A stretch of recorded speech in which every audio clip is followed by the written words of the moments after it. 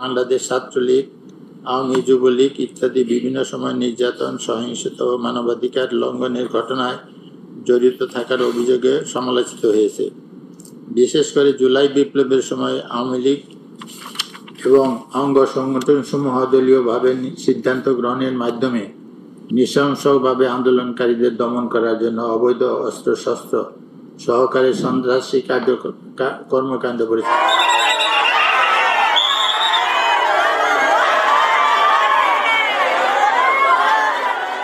আসসালামু আলাইকুম দর্শক, দেশ ও দেশের বাইরে থেকে এই মুহূর্তে যারা ভিডিওটি ওপেন করেছেন সবাইকে অসংখ্য অসংখ্য ধন্যবাদ। দর্শক, প্রথমেই আপনারা শিরোনাম দেখেছেন।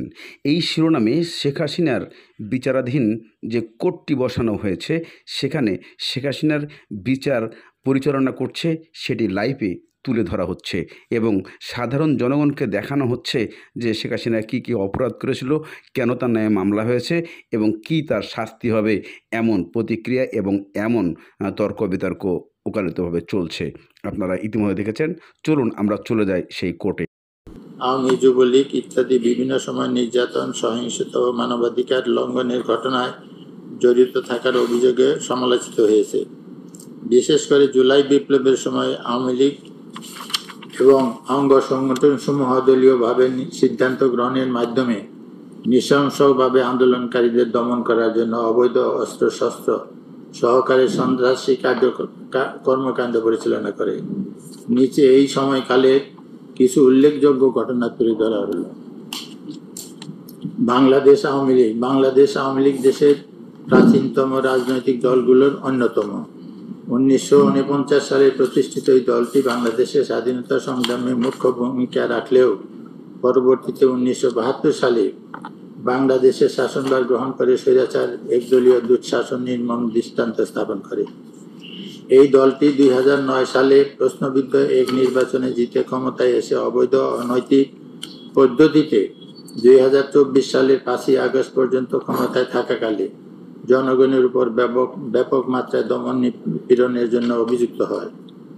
তবে নিজেদের যাবতীয় সন্ত্রাস, দুর্নীতি ও অপরাধমূলক কর্মকাণ্ডের বৈধতা দিতে আওয়ামী লীগ সামনে নিয়ে আসে মুক্তিযুদ্ধে দলটির অবদান এবং মুক্তিযুদ্ধের চেতনা নামক এক বায়বীয় ধারণা, যা কেবলমাত্র আওয়ামী লীগ ও তার সমর্থকদেরকে স্বাধীনতার অতন্দ্র প্রহরী ও ধারক বাহক হিসাবে প্রতিষ্ঠা করায় এবং আওয়ামী চিন্তাধারার বাহিরে সকল দল ও মতকে স্বাধীনতা বিরোধী নাম দিয়ে খারিজ করে দেওয়ার অপচেষ্টা করে।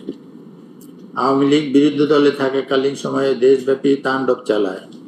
বিশেষ করে 2006 সালে 28 অক্টোবর আওয়ামী লীগের দলীয় সিদ্ধান্তে লগি বৈঠা ও অস্ত্র ব্যবহারের মাধ্যমে সাপের মতো পিটিয়ে মানুষ হত্যার মতো নারকীয় কর্মকাণ্ড পরিচালনা করে, যা টেলিভিশনে সরাসরি সম্প্রচারের মাধ্যমে সারা পৃথিবী অবলোকন করে।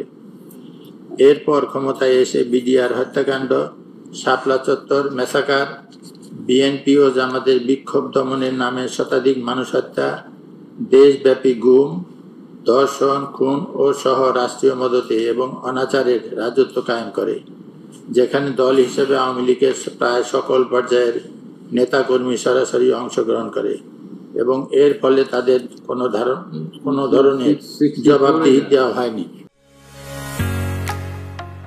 ঢালাইয়ের সেরা প্রিমিয়ার সিমেন্ট। আইন শৃঙ্খলা বাহিনীর ভূমিকা।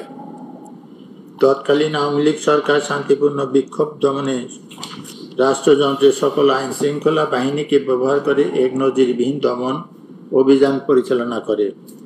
Police, rapid action battalion, arm police battalion, Ansar battalion, border guard Bangladesh, BGP এবং সীমিত কিছু সংখ্যক সশস্ত্র বাহিনীর সদস্যের পাশাপাশি directorate general of forces of India.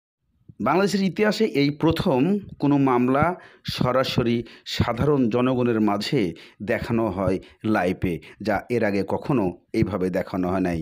তাও বা আবার সাবেক যে প্রধানমন্ত্রী ছিলেন ফ্যাসিবাদ শেখ হাসিনা, তার এই মামলার বিচারাধীন কার্যকলাপ লাইভ দেখেছেন আপনারা।